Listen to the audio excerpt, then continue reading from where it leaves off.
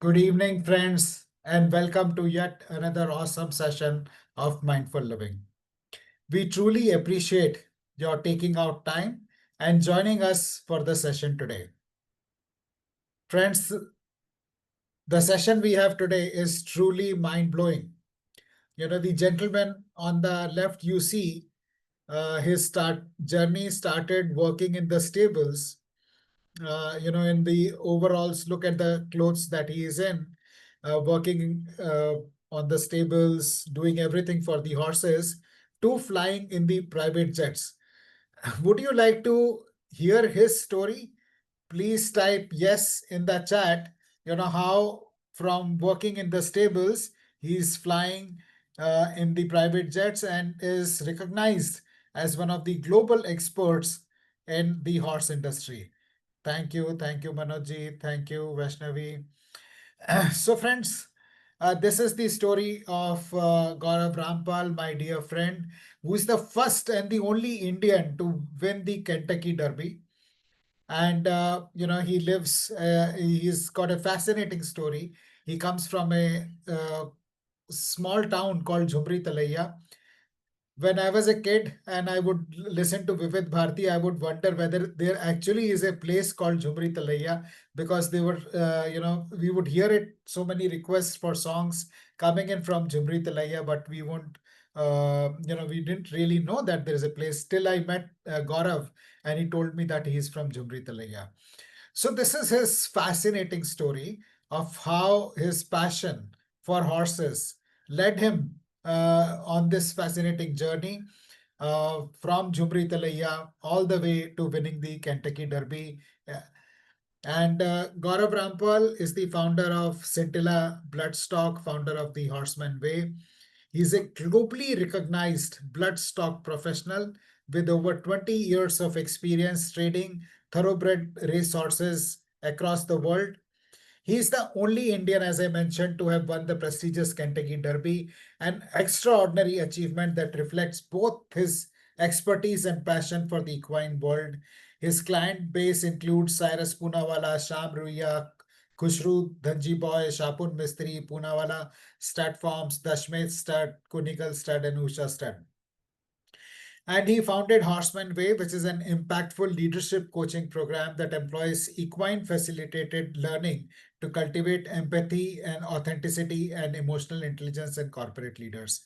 Drawing on horse psychology, neuroscience, and biomimicry, the program helps leaders build deep self awareness, emotional congruence, and authentic connections. Gaurav is an MBA from SCMHRD, Symbiosis Center for Human Resources, uh, uh, Symbiosis Center for Management and Human Resources Development from the batch 2000 and 2002. Gaurav, welcome to Mindful Living, and thank you very much for taking out time from your busy schedule to be with us today to share your fascinating journey.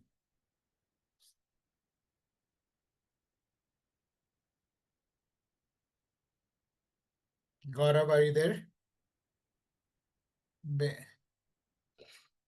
I think he might be having some net issues. He's traveling, but he'll be joining us soon. Uh, b- uh, Before we ask Gaurav to share his fascinating journey, let me take a minute for the benefit of those who may be attending a mindful living session for the first time. My name is Ashish Kumar, and I'm the founder of Mindful Living. We started Mindful Living community in April 2020 when the first lockdown took place, and few of my friends reached out to me requesting me to conduct a session on mindfulness to help them deal with the stress and anxiety that the first lockdown was causing. So I conducted a session on mindfulness for a few of my friends over a weekend. One thing led to the other, and today we are a vibrant community of over 1,000 people who connect regularly to learn and practice conscious leadership, conscious living.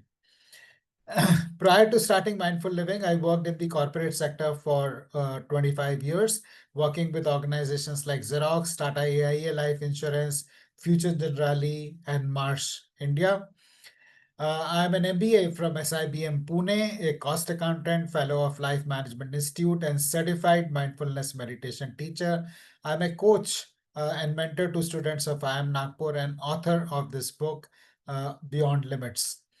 Uh, if you would like to join the community to know about the wonderful sessions we conduct every weekend about living consciously, please scan the QR code to join the community. If you would like to watch the 250 plus videos that we have on our channel, your YouTube channel, please scan the QR code on the right. So now we have Gaurav Rampal with us.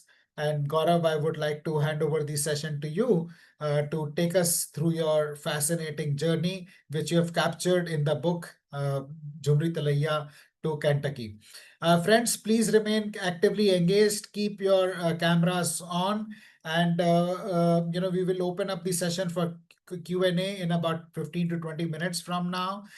So remain active, remain actively engaged, show love, show thumbs up as Gaurav shares his wonderful, wonderful story with us today. Gaurav, over to you. Gaurav, you're on mute. Good evening, everyone. And Ashish, thank you very much for having me. I don't know where to start. I am in this esteemed company. I don't even know whether I belong here, but it is an opportunity, and I said yes to Ashish. I belong to a place called Jhumri Telaiya. Yes, that's my book, Jhumri Telaiya to Kentucky. So let me start with Jhumri Telaiya. And the first chapter is the Jhumri Telaiya magic. And I'll tell you a little bit about that. So there are about 5 connotations to the place that I have come across in my life. First is no one believes that this place exists. Second one, people think it's a made-up fictitious name. In the third case, Bollywood did not help us because they used Jhumri Telaiya in a very derogatory way all throughout. The reality is that the place exists. It's in Jharkhand, used to be a part of Bihar, but it's in Jharkhand. A lot of people who've been listeners in the earlier days of Radio Ceylon and Vivid Bharti find this name familiar because there used to be a lot of farmaishes coming in from Jhumri Telaiya. And there used to be a little competition among friends in writing postcards for their farmaish and whose name would get announced and they would feel great about it in those days. So Binaka Geet Mala, hosted by Amin Sayani, was a very popular one. There is a rich economic history to the place. In 1890, British discovered mica, and there was a lot of mining that was done, mica mining in the area, and a lot of that was exported to Japan. So there was a railway line that was laid up all the way to Calcutta to access the ports. And mica is a natural resource used in construction, used for insulation, used in cosmetics. So that's where the economic history of the place lies. In addition to that, there is a beautiful dam over there. It's called Telaiya Dam. It's a part of the Damodar Valley project. Now, Damodar River, one of its tributaries, Baraka River, the dam is based on that. The reservoir area is very, very picturesque, and that's where there is a lot of tourism as well. So that's about Jhumri Telaiya. My first chapter is the Jhumri Telaiya magic. Now, I went to a boarding school in Dehradun at the age of 6. And whenever I was asked the question, where you from? And as a little kid, I would absolutely honestly say Jhumri Telaiya. The reaction that I got was pretty crazy. Everybody would laugh to a level wherein they would shame me. Now, kids can be brutal. There was innocence in that, but those conversations had a long lasting impact on me. And the only question I would ask was, I'm being truthful, I'm being honest. Why am I being shamed for that? Shame is a great isolator. So shame pushes you aside, shame pushes you in a corner, shame makes you feel you're less. Now, what happened with that was I started disconnecting with who I was. I started disconnecting from my core. I started masking the answer. So when I was asked after that, where are you from? I started saying Ranchi. And it was a normal conversation. Till the switch happened, till the magic happened. I don't remember what the trigger was, but it did happen fairly early for me. Uh, so on one side, there was trauma of shame. And on the other side, I realized the gift of uniqueness. And the uniqueness in this case was Jhumri Telaiya. I embraced it. I totally embodied it. Uh, Felt great accepting my core back.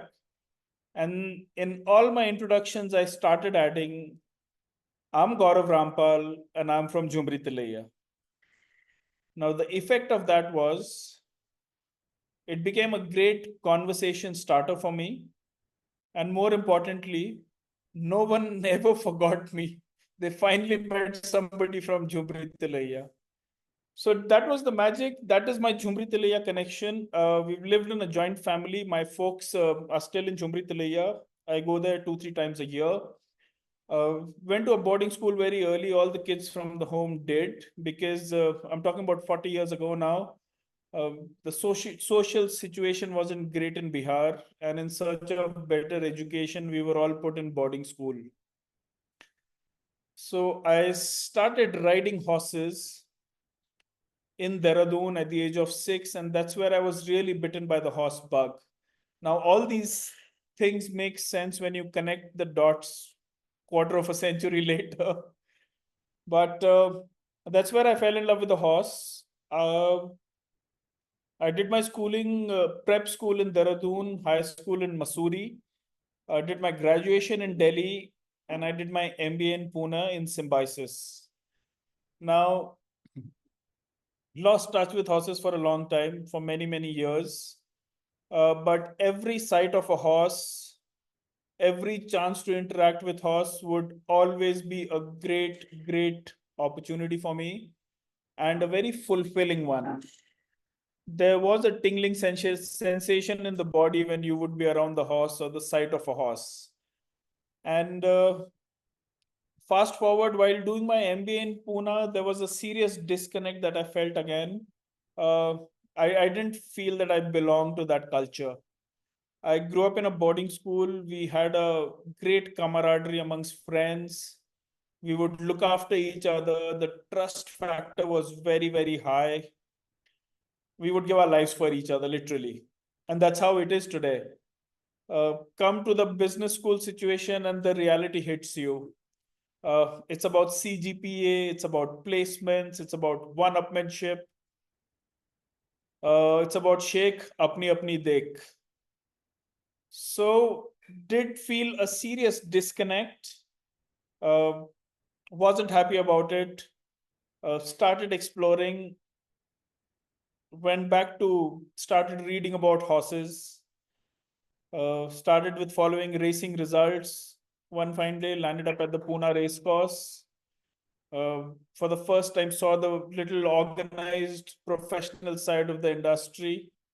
Uh, Fast forward, I approached a stud farm in Pune and I picked up a job with them.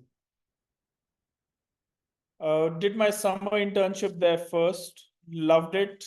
Morning, noon, night, it was horses for me. I ended up getting a final placement with them. So, journey continued with them for 2 years. I was a social outcast in my batch. My family didn't know what I was up to because it is an industry which people are not aware of. I was working for a family run setup, and literally my job was, which I share now, but when I was actually doing it, I was still hiding from most of the people because I was working in the stables. So the day would start at 5 in the morning, cleaning up the stable, shoveling shit off the horse, cleaning the horses, massaging the horses, exercising the horses, feeding the horses. And that whole morning routine of about 4 to 5 hours was pretty much the job description for me for 2 years. And I loved every bit of it. Just loved every bit of it. Worked for this farm for 2 years. Uh, I was a little misfit there because young at heart, MBA, little overqualified, in a family run setup. That was the time when the tech boom, the dot-com boom, there was sea change happening in the country. Access to so much information. And I felt stifled on one side because there's so much more to learn and do, but on the other side, you're part of an organization which is not moving at that pace. Said goodbye to my farm life uh, with a really, really heavy heart. Um, Tried studying further because I had lost, in the corporate terms, I lost 2 years of my career working at a stable, that had no value for me. Uh, Tried studying further, didn't work out. Ran out of savings. I started looking for my job. I started giving interviews in Pune, and I think about 5, 7 interviews in a row I failed. I was being very honest in all these interviews that this is what I've done, and I would fail every interview. I reached a point wherein I had to lie. So I did work for a bank. I lied in that interview and I got the job. And the job was to sell mutual funds and insurance and handle a small team. And the lie that I said in an interview was that I've worked in the horse industry and I'm well connected with a lot of rich people. So I might be able to sell to them. And I got the job like that. I just didn't know what the hell I was getting into. Again, I was being absolutely truthful, ignored. One lie, got the job. Anyways, that journey in the bank lasted 8 months. Uh, Terribly missing horses and terribly disconnected in the corporates. Absolutely a misfit again because it was about unrealistic sales targets. It was about mis-selling. At that point in time, it was about churning portfolios and making fees. And all this was considered very, very acceptable. I had a very different approach. I ended up becoming good friends with clients, developed a bond, developed a relationship, and a gentleman who's giving me his retirement fund to handle. I just didn't find it right to churn his portfolio for fees. Uh, got into a lot of arguments with my seniors, and the same feeling of disconnect happened again because I just didn't belong there. Was really missing horses then. Some of the horses which I liked as youngsters ended up doing very, very well on the racetrack. And that was another pull for me going back to horses because I could be a good judge of a horse at a young age. I was married by then, very frustrated with the banking job. One fine day, go back home. I tell my wife that, listen, I'm going to give horses another shot, this time on my own. And I'm going to try for 1,000 days. Somewhere I had read 1,000 days rule of entrepreneurship. That if you last 1,000 days, you will last the journey. Went back home, told my wife, we'll give it a shot, another 1,000 days. And I became independent bloodstock agent. Now, bloodstock is a technical term for thoroughbred horses. Now, that's where the journey began with one laptop and a couple of visiting cards. Now, this industry is pretty much like a Bollywood cabal, because the nepotism is of a different level. You have people three, four generations in this industry. Uh, we're clearly an outsiders in that. We have no hope of getting in till you have a godfather. So there were times when it took me 6, 7, 8 months to get one appointment, one audience for about 3 minutes, 5 minutes. That was a regular feature. And my offering was to buy and sell horses and select horses on behalf of the client, because I was developing a knack of physically being able to select good horses and learning about pedigrees and being able to pinpoint the good pedigrees, the developing pedigrees. So that was essentially my offering to the market. Started Jan on 1st of Jan 2006. Uh, Literally, you don't make any money for the first 2, 3 years in business. That was the case with me. And that was the time I used to teach in business schools. I used to do private tuitions uh, just to survive. And now I even conduct a training program, and the seeds of these were sown 20 years ago, because when I had those interactions with students in corporates, I realized that you can learn so much more with horses. Anyways, it's been 20 years. I've been buying, selling, and managing horses. I trade internationally. I'm very grateful to the journey, because I'm one of those lucky few who could make a career out of a passion. Uh, I think it's a great career. I think it's been a very good living for me. I've traveled all over the world. What started off for me as a meal has turned into an absolute feast for me. So I'm absolutely grateful for that. Uh, 2 years ago, I launched my corporate training program. It's called the Horseman Way. I I use horses. It's a empathy-driven leadership coaching. We use horses as a medium. It's backed by neuroscience and psychology. It took me 10 years to develop the product, and we are operational uh, in 3 cities in India, in Delhi, Pune, and Bangalore. And I conduct the program in UK as well, in Essex. We've had about 150 participants so far. We are functional only 6 months in a year, because monsoons is challenging and we don't operate during monsoons.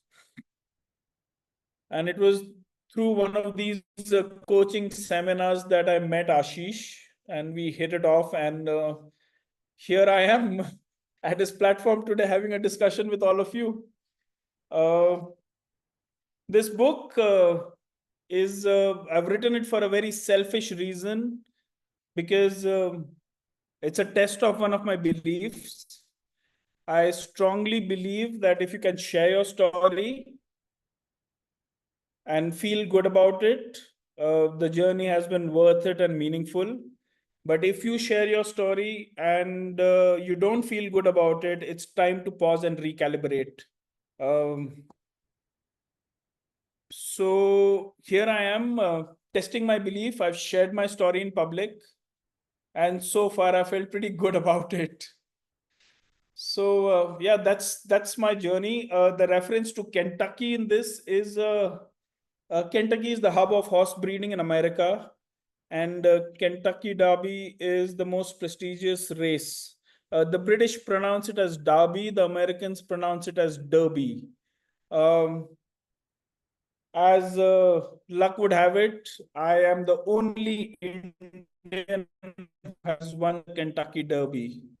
Uh, uh, Miracles do happen. That happened with me. It's a very small, insignificant share that I own in a horse. His name is Authentic. And in 22, there was a new concept of micro shares.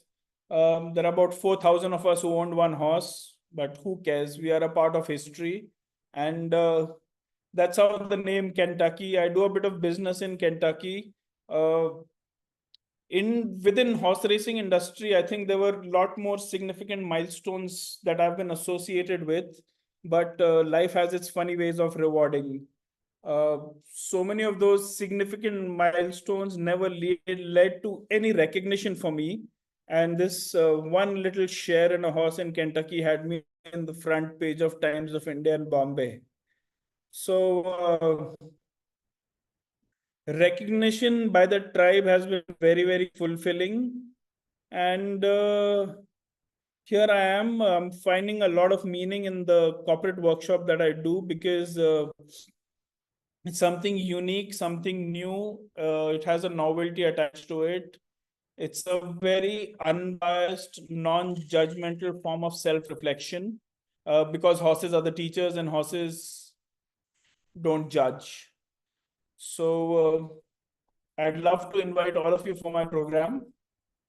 And yeah, that's my story. And happy to take your questions. Hey, Gaurav, thank you so much. Thank you. What an amazing story is. And I got to hear about the Gaurav story even before the book was published. So I consider myself very privileged in that way. And it's a very fascinating story. Gaurav, you mentioned about 1,000 days, and could you tell us a little bit more about how you went about? How did you had worked in the stables? How did you get into the bloodstock? How did you learn? Were there people who helped you? Were there people who pushed you around? What happened? If you can share with us a little bit more. I think he's dropped off again. He's doing taking this call from Lonavala, and I think his signal is patchy there. I think he's back. Gaurav, yeah. Um, yeah, Ashish.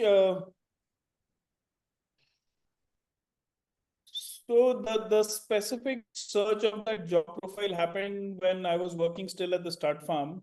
I would see some senior people come and do this agency business, and the way they were functioning, I realized that I could probably match up to them, if not be better. And they were all like 15, 20 years, maybe 25 years elder to me. So I had it in my head that there is definitely going to be an age gap. So if I can put in 10 years before they get old, I might have an opportunity at some point in time. So that was one. Secondly, it's a very international business. And I had never ever been abroad, and international exposure was very important in this. So there's something called a directory of the turf, which has the contact details of all the industry players.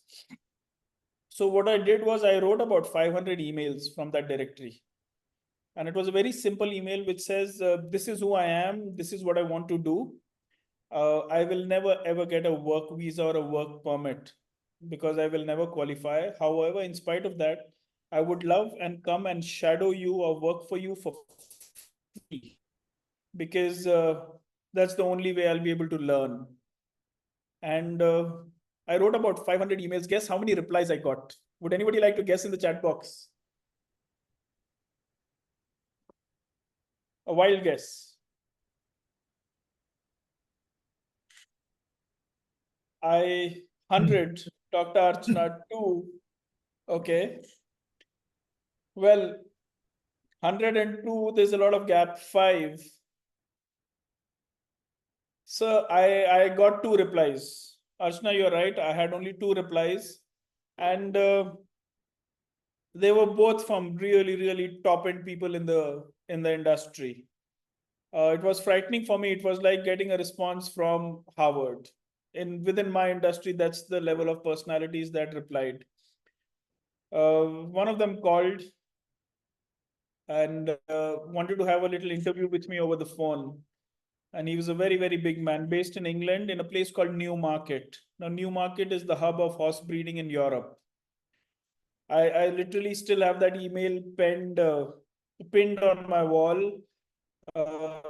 After the conversation, he sent me an email. He says, Gaurav, it was great speaking to you. There are a lot of people from all over the world who want to come and work for me. However, it's impossible for me to accommodate everyone. I see myself as a 28-year-old in you, and it's important to encourage the young and deserving. whoever I am is because a lot of people encouraged me on the way. So I'll give you a place to stay and a car to drive. Uh, Come spend 2 months with me in Newmarket. So suddenly there I was in the heart of action in the horse racing world. Learned so much. Things just opened up for me. The connections opened up for me. But the point is that there was that man, he had no business to see, to respond, to do, but he did it. So, yeah, one person, one win, one advice, can change the course of your life.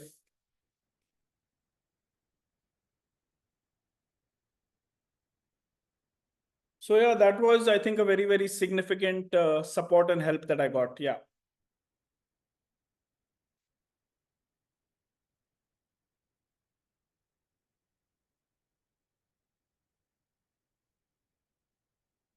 Ashish, you're on mute.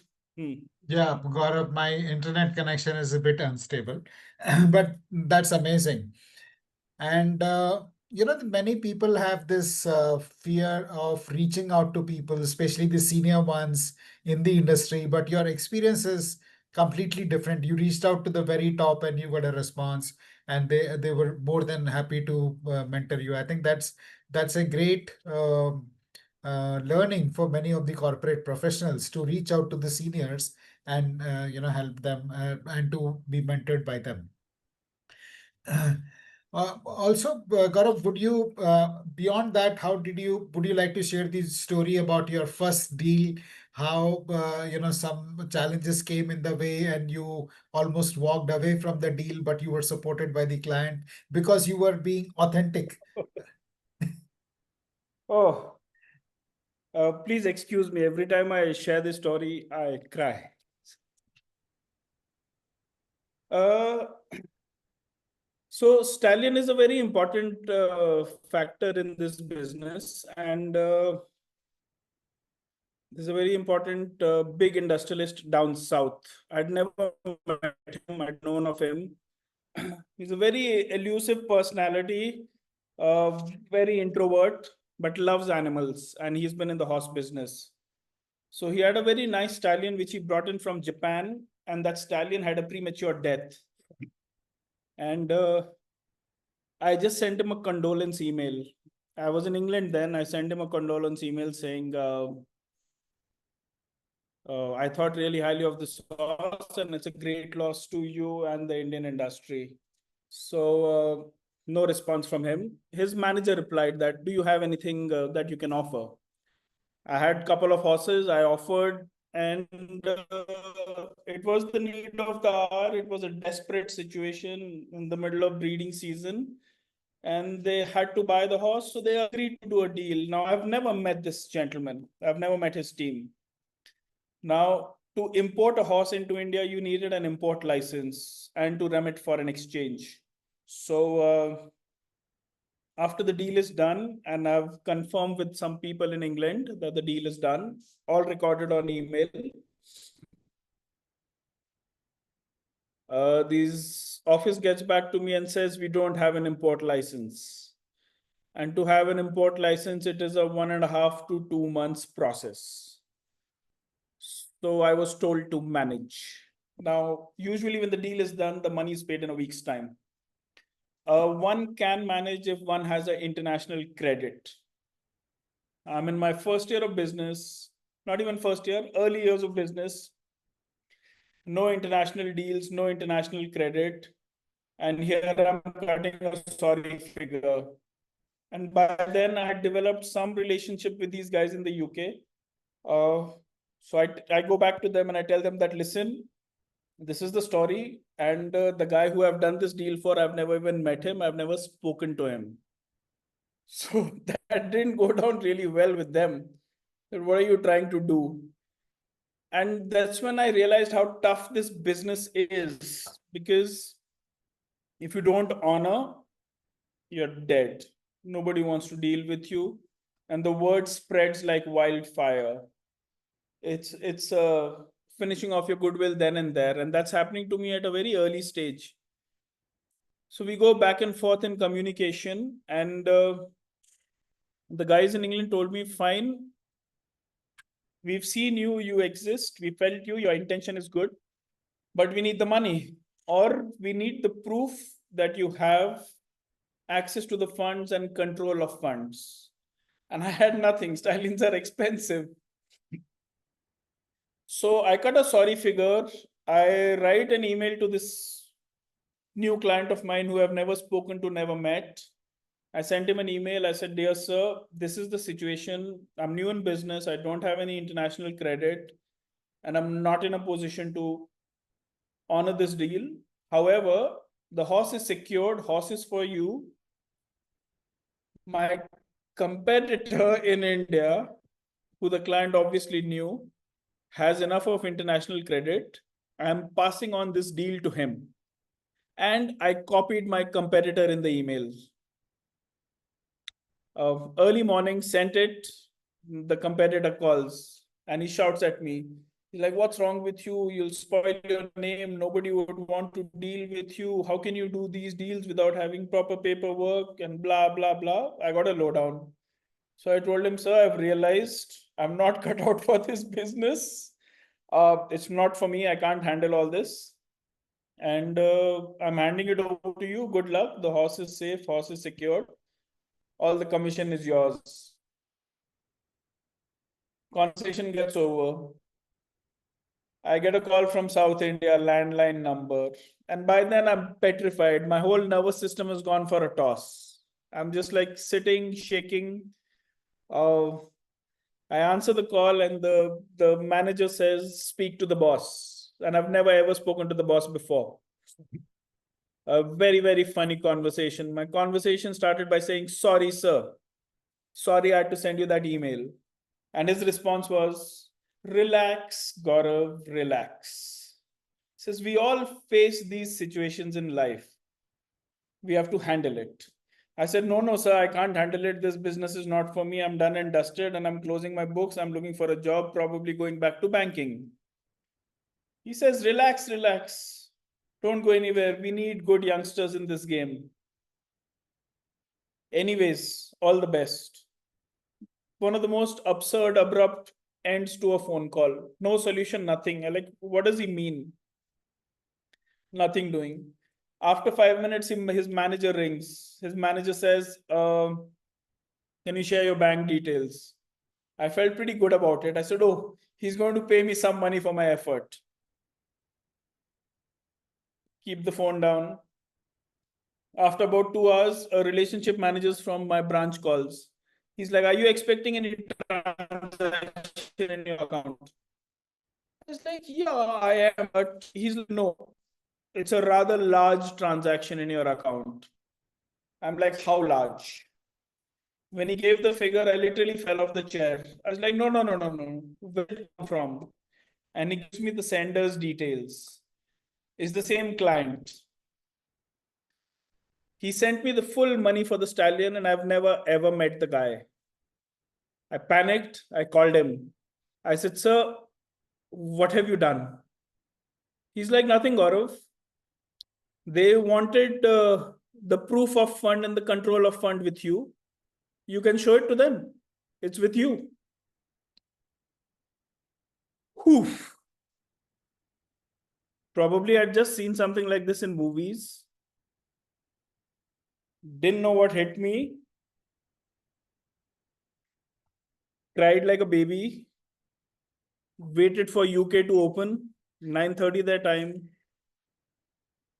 Connected with them. Sent them the statement details. Secured the horse. I still haven't met the guy. Developed a great rapport with the guy over the years. He's a very introvert, an absolute extrovert with me.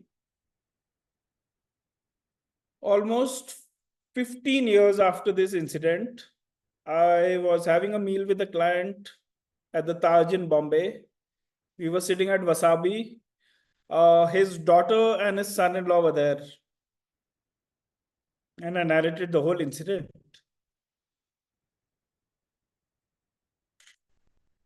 That's when I asked him, I said, sir, you didn't have to do it. Why did you do it? And he said, the tone of your email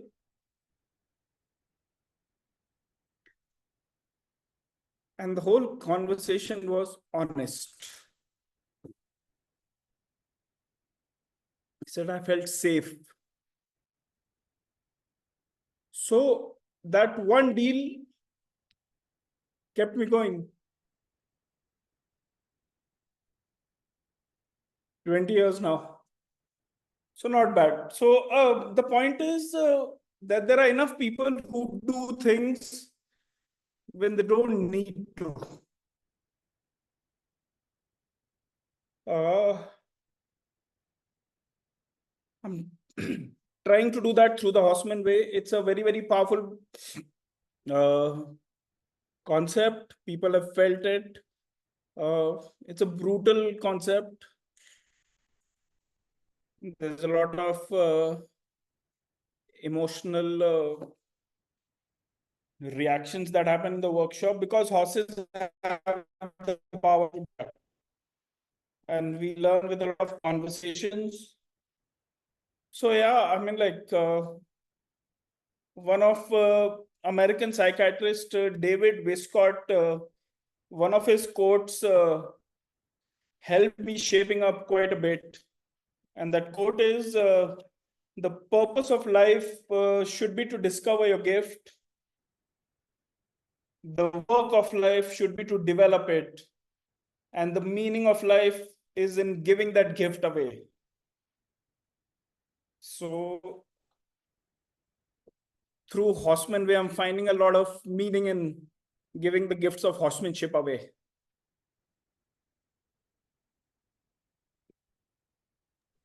Amazing, amazing, Gaurav. And we can go on listening to your stories, and I've had the privilege of listening to them one to one from you. However, we have limitation of time today, and I would also like the audience to ask you the question today. But before we open up the session for Q&A, yes, Hassan, just give us a minute. We will request you to fill out the feedback form. We are sharing the link in the chat. Please fill out the feedback form, and then we will open up the session for Q&A. It'll take you less than 30 seconds to fill out the form. And Gaurav, while we are waiting for the link to come up, and yeah, the link has come up, please. One question I would often get asked, Gaurav, are you there? Yeah. Yeah, I'm here. Mm. Is how far should one go in pursuit of passion, because many people get started but then they give up, and they ask me this question, how long should one go before you realize that this is the thing for you, or you need to change tracks or pivot or whatever. In your case, I hear you had very strong inclination, the tingling sensation or the passion you had. But and you have had your fair struggle. Didn't you ever feel like giving up? I know you mentioned you came close to that, but for a broader audience, what's your advice? Yeah, Ashish, every entrepreneur that I've met, I think 10, 12 years, they think of giving up every year, every year. So, passion, it's a very loosely used term, very, very loosely used, because when you ask people, what is the meaning of passion, there aren't many people who are able to explain.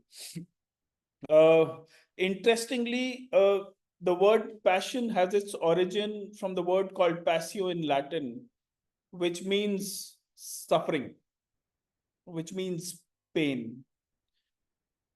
But the context we use passion is in only fun and games. So the true meaning of passion is the ability to go through the pain and suffering with a motivational desire to elevate. You're happy to go through and suffering about something that you love, something that you can dive deep into, and just embody it, make it into your subconsciousness. It's a painful process.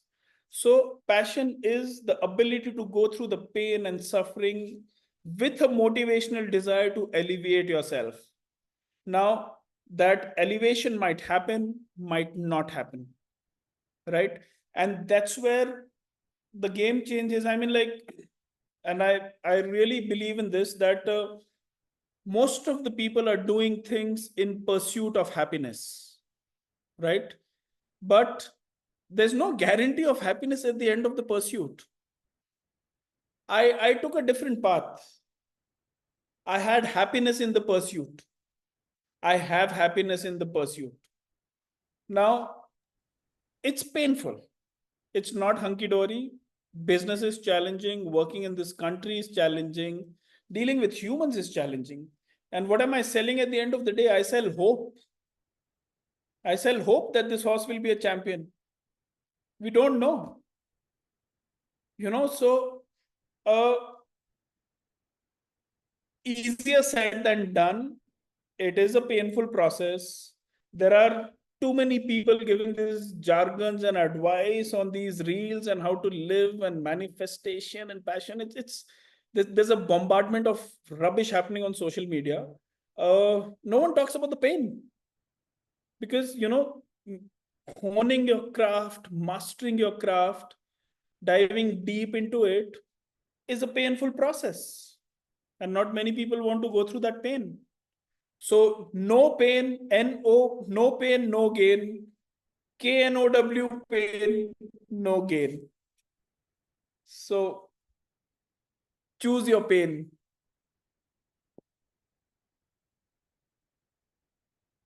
Ashish, you're on mute. So, yeah, because you mentioned manifestation, Gaurav, I'll ask one more question before I let Hassan go. You won Kentucky Derby, and you mentioned that you had Kentucky Derby on your screen as a screensaver for what, 17 years? So my first trip to Kentucky was in 2008.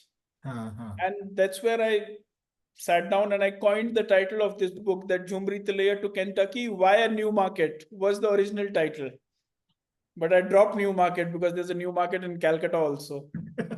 So yeah, I mean, like, I coined the title in 2008 that Kentucky is a nice place. It will be a fascinating journey whenever I write a business memoir.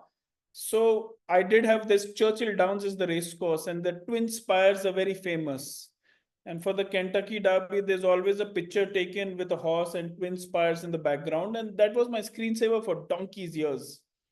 And funny things happen in life. Little did I know that this book would actually have a authentic stamp of a Kentucky Derby.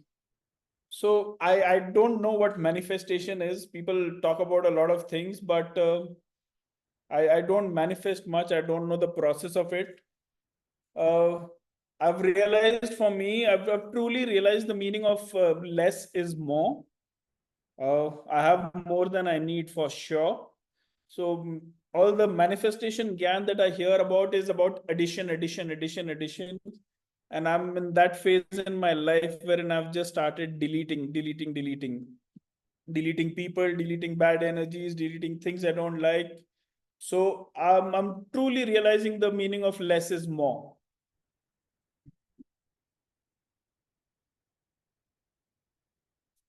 Ashish, you're Yeah, on mute I have again. more questions, but I'll let Hassan take over, and then I'll come back with mine. Yes, Hassan.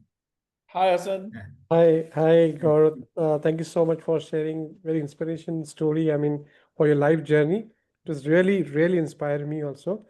And one thing, I mean, I don't want to ask any questions. I will definitely rewatch your this YouTube again because there was a net connection was there. I think you are in some place where there is no proper stable connection. But your story was so inspiring that I don't want to leave that sessions. I don't know. I was so hold that I don't want to leave because each and every word I was listening very carefully, and the honesty part you have mentioned, the email which you have received in 2006, the way you're carrying that, and the honesty part, I really like it. And thank you so much for sharing this fantastic journey. It's really touched to my heart. Thank you. Thank you, Hassan, for sharing that. Uh, yes, Padma Kumar. Sir, I just wanted to mention that this experience was one where you were not trying to motivate us. Many things that you said potentially could have derailed the motivation process, but it ended up as a great motivating talk. This is what happens when you intend to motivate, then you probably fail at it. But if you don't intend to motivate, you just share your story authentically, then it ends up motivating. So thank you so much. It's a valuable lesson for me. Thank you. Thank you, Padma Kumar. Thank you for that. Thank And you, while sir. we are, yeah, while we're waiting for other questions to come up, please, yes, Dr. Geraldine.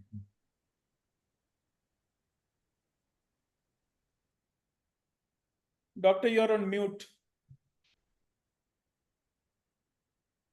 Yes, she's trying to figure out.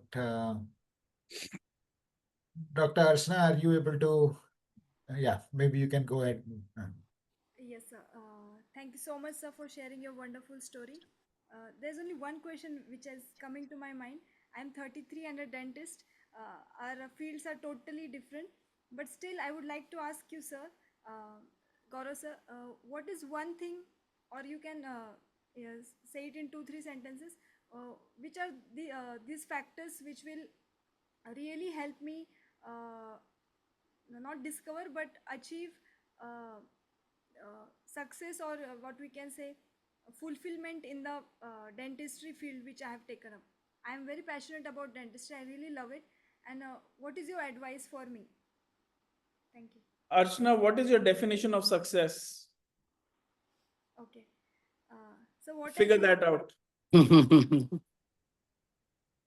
That's the starting point. Human beings are primarily driven by money, power, pleasure, honor. Choose what works for you and go for it. May I just speak? Yes, ma'am. Thank you, Gaurav. That was a beautiful, story of your life. And I'm a doctor of medicine, and I grew up in Mysore. And your sharing of Yeah. the horses you have dealt with really touched my heart deeply, because we grew up with horses all the time.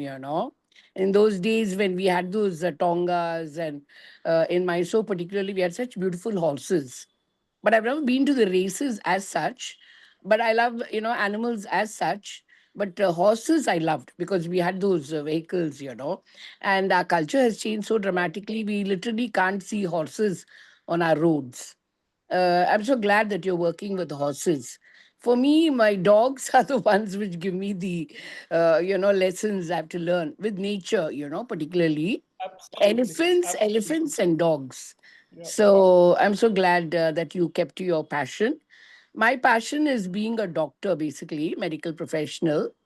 And honestly, like you said, that's a very important part. When you are passionate about the truth, and the kind of mission that you have, or some, God has given you this kind of a vision, which, I mean, I didn't really understand when I started. I wanted to be a doctor to help people, and that passion really kept me through. And I can see that whole tapestry, through the pain, through the suffering, being cancelled, being literally mocked, whatever, but keeping to the truth of life, and the beauty and the goodness. In fact, that's why I joined this mindful community. As you said, it's not about the money, right? And it's also not the pursuit of happiness. It's ultimately a spiritual growth, where you meet God Himself, at the end of it all. And also The Road Less Traveled, by Scott Peck. So, Ma'am, I yeah, just love that poem. Two yeah, roads diverged in a yellow wood, and sorry I could not travel both. We yeah, alone traveler long I stood and looked at one as yeah, far as I could. Somewhere ages and ages hence, I shall yeah, be saying this with a sigh. Two yeah, roads diverged in a yellow wood, and I took the one less traveled by, and that yeah. has made a difference to my life. True. It's Beautiful. beautiful. Yeah, yeah. Beautiful. Thank you. Thank you. Thank you so much. Thank you. Thank you for sharing. Thank you. And if you have any questions or comments, please raise your hands. And while we are waiting to hear from the participants, Gaurav, there is one that comes up for me, which is your commitment to lifelong learning. If you could share a bit about that. You mentioned about enduring pain, you mentioned about mastering your craft. If you could also mention a bit about your passion for learning and how that helps you. Uh, I think that's very important. Uh, I saw in the last 20 years a lot of people around me stagnating, and that just didn't give a good feeling to me. And so I think it's so important. As human being, we are built for progress. That's what differentiates us from animals. There is always a constant progress and innovation that we do. So I think that has to be done at an individual level. The formula for that is repetition, because our mind will always take the path of least resistance. So, and mind really doesn't know what's right and what's wrong. Mind just starts believing what is repeated to it. So I think the way to do it is just put it in your routine to seek. I mean, like good days, bad days, ugly days. There's one rule that I follow, wake up, dress up, show up. That's it. You just have to show up, and it's valued. It is valued. Thank you, Gaurav. Gaurav, you mentioned in your book about the relationship with self and how the relationship with self impacts every other relationship that we have. Would you like to talk a bit about that? I mean, like what I've written is the relationship to self with self is the most important one, because your relationship to self sets the tone for all your relationships. Uh, Plain and simple, you can't pour from an empty cup. So if you are not full, there's nothing that you'll be able to share. So if you're not competent, you can't share. If you're not loving yourself, you'll not be able to share love.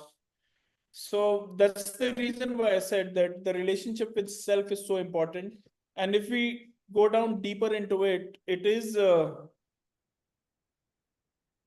is being able to manage the gap between who you are and how you show up.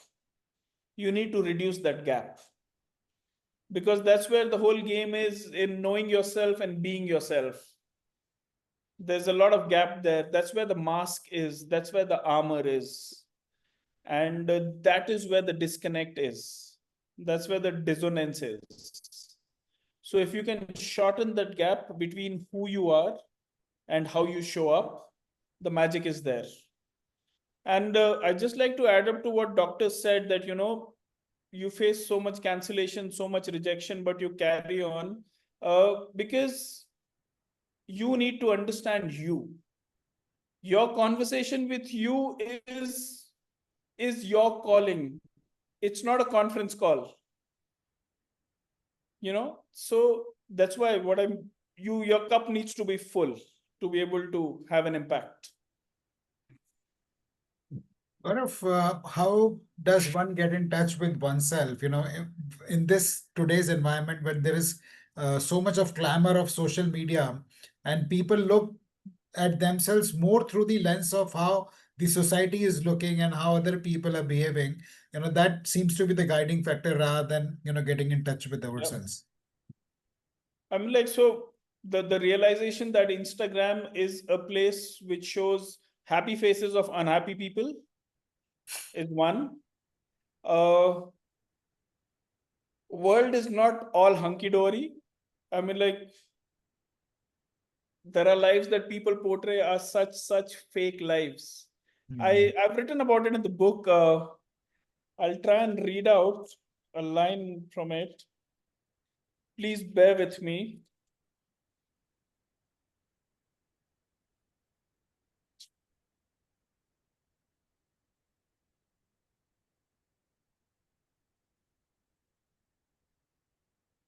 Oh God, I'm struggling to find that, but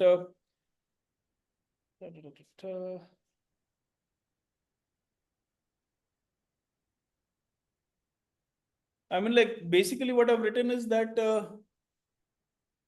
we have lowered the barriers to manipulate reality. again, the brain, because these tech players, these reels are playing with us, the brain starts believing what is repetitive. And what we are watching repeatedly on these reels, this glamour, we start believing it. But that's not right. So, coming back to your question, Ashish, we really need to detox. We need to have discipline. We need to have screen time. We need to have we need to go on a dopamine fasting, because all this does is gives you a dopamine rush, which is rubbish. I mean, like, cheap dopamine is bad for you. Instant gratification is bad for you. A delayed dopamine, delayed gratification is the serious one. But what we are all chasing is cheap dopamine. And that's like really bad. It's an addiction. Layers and layers of pain topped by a little bit of fun, short doses of fun. That doesn't help. So that's clearly a path to self-destruction. So we need to discipline ourselves with the devices. And another thing that it has led to is lack of intuition, lack of listening to the gut, lack of listening to your inner voice. And these are your voices of conscience. Your body is a superpower. Your body knows what's good for you. Your body signals, but we are suppressing those signals. So I think we really need to conscious, a very disciplined approach to our screen times. I hate it. I've written it in the book also, that other than constant screening and watching these reels, I am now struggling with the way the nomenclatures are changing. When I grew up, influencer was a person who's been there, done that, and has had an impact. But today, influencer is decided by number of followers. And to get that followers, people are on an absurd journey. I mean, like, showcasing something which is disdain. So let's get real. And comparison is a thief of joy. The more you compare, the more your joy is getting robbed. So stop comparing with yourself. Just figure out yourself. And I even say that most of my sessions, that your work of life should be to discover yourself. Everything else is available on Google. Beautiful, beautiful, Gaurav. Amazing. And maybe we'll take one last question from Sri Vidya, and then we'll bring the session to a close, even though I don't feel like stopping this conversation. Yes, Sri Vidya, over to you. Yeah, thank you, Ashish. I think you indirectly asked my question. I just wanted to know from Gaurav that you're such a motivated individual in high spirits. So, as a person who's also wanting to follow a passion, is there any daily rituals or daily activities you do to keep yourself motivated? Like, do you meditate, journaling? Because I would really love to know so that we are all in the same, follow it. Uh, so I think it's important to practice your faith every day. And in my case, faith is horses. I think it's important to just practice your faith Okay, every day. what you believe in, you have to pursue that. Absolutely. And it's a lonely journey, okay? I mean, like, people are going to laugh at you. For years, they'll laugh at you, but they'll never understand. There's a saying, nobody claps till everybody claps. So So that's beautiful. why I say your cup needs to be so full that even when nobody is clapping, you are clapping for yourself. Don't look for validation. You are enough. Why don't look for validation? And yeah, nobody will clap till everybody claps. Wow. Thank you. Thank you so much. That those are like really something like you can follow it every time. Thank you. Thank you. Thank you. Thank you. Thank you. Gaurav, before we close, any last closing comments from you about the book, about the message No, in the book? I just did the same question. I'm actually in Lonavala at Cavalier Dham shooting a podcast with a very dear friend of mine. And this is how that podcast also closed. I mean, like, the last bit is, life is short, live it up. Be kind. We just need more kindness in this world. That's it. Each Amazing. one, teach one, do a little bit good things. That's it. Keep it simple. Amazing. Thank you. Thank you, Gaurav. Thank you for this sharing about your wonderful, wonderful journey. I request everybody to pick up this amazing book, which is available on Amazon. We'll also be sharing the link to the book in an email that will shortly follow. So please enjoy this book. And if you would like to get in touch with Gaurav, we'll be sharing his coordinates also on the email. Thank you, everyone, for joining the you. session today. Thank you, Have a everyone. wonderful Thanks, weekend. Ashish. Thank you, Gaurav. Thank you, everybody.